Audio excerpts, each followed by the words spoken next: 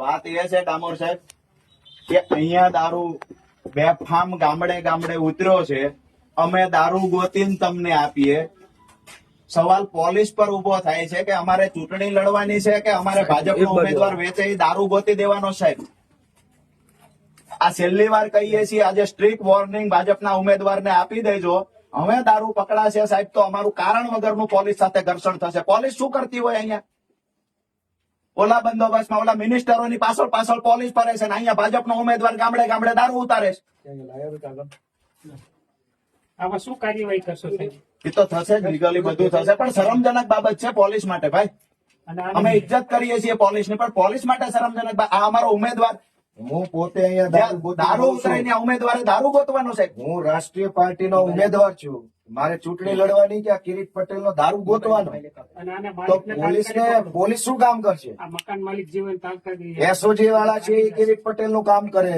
આ વાડીના માલિક ભાજપના હોદ્દેદારનો કાકાનો દીકરો છે. હા, એટલે જિલ્લા પંચાયતના ભાજપના ડુંગરપુરના સભ્યના કાકાના છોકરાની વાડીએ દારૂ ઉતર્યો છે. અને કઈ પોલીસને ન ખબર હોય એવું ન બને. મેં નોકરી કરી છે તો બોલે નહીં જાહેરમાં. કિરીટ પટેલનો ડર હોય.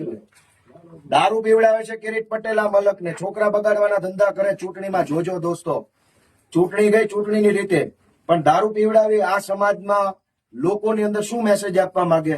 હજારો જુવાનિયાના હાથમાં બાટલીઓ આવશે. એક ગામમાં એટલો હોય તો બધા ગામ ગણો ને 1.75 ગામ. આમાં કેમેરો લઈ જાઓ. કેમેરો મારો નજીકથી હું કયો કયો માલ આવ્યો છે જુઓ.